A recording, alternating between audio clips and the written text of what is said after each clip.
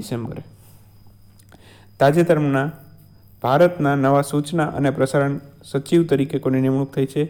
ભારતના નવા સૂચના અને પ્રસારણ સચિવ તરીકે નિમણૂક થઈ છે રવિ મિત્તલની. ઓપ્શન બી સાચો જવાબ છે. તો રવિ મિત્તલ બરાબર ભારતના નવા સૂચના અને પ્રસારણ મંત્રી બન્યા છે. કોનું સ્થાન લીધું એવું પણ પૂછી શકાય. તો રવિ મિત્તલ છે એમણે કોનું સ્થાન લીધેલું છે? અમિત ખરે. અમિત ખરેનું સ્થાન લેશે બરાબર. અને રવિ મિત્તલ છે કઈ બેચના અધિકારી છે એવું પણ પૂછાય. તો 1986ની બેચના IAS અધિકારી છે બિહાર કેડરના. કયા રાજ્યની કેડરના? બિહાર રાજ્યની કેડરના IAS અધિકારી છે 1986ની બેચના. હાલમાં ભારતના સૂચના અને પ્રસારણ મંત્રી કોણ છે? પ્રકાશ જાવડેકર બરાબર. પ્રકાશ જાવડેકર છે હાલમાં ભારતના સૂચના અને પ્રસારણ મંત્રી છે.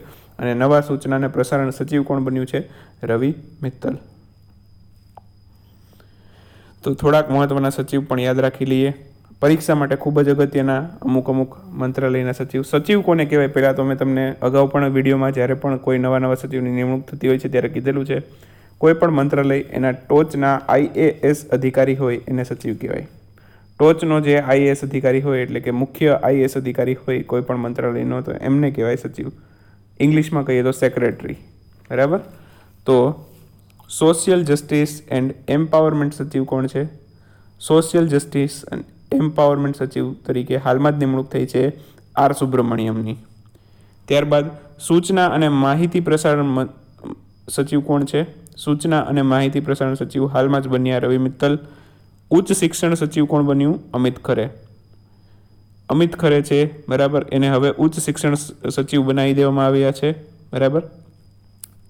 ત્યારબાદ નાણાં સચિવ કોણ છે હાલમાં? નાણાં સચિવ છે રાજીવ કુમાર. ગૃહ સચિવ છે અજય કુમાર ભલ્લા. રક્ષા સચિવ છે અજય કુમાર.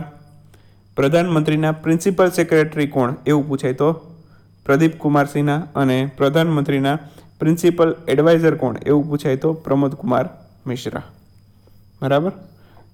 ત્યારબાદ રાષ્ટ્રીય સુરક્ષા સલાહકાર કોણ છે? રાષ્ટ્રીય સુરક્ષા સલાહકાર હાલમાં છે અજીત ડોભાલ. હવે જ્યારે પણ આ બેનું નામ આપશે ને ત્યારે આવી રીતે આખું નામ નહીં આપે.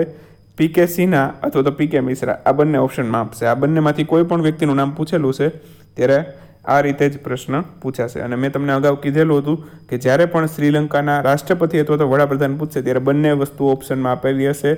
ગોતબયા રાજપક્ષે અને મહિન્દા રાજપક્ષે. અને તમે જોયું હોય તો BMCની એક્ઝામમાં આ બંને વસ્તુ ઓપ્શનમાં હતી. BMCનો પેપર જોયો હોય બરાબર. તો BMCના પેપરમાં આ બંને વસ્તુ ઓપ્શનમાં હતી જ બરાબર. એમાં રાષ્ટ્રપતિ પૂછેલા હતા. રાષ્ટ્રપતિ હતા આપણા કોણ છે? શ્રીલંકાના ગોતબયા રાજપક્ષે. અને પ્રધાનમંત્રી છે મહિન્દા રાજપક્ષે.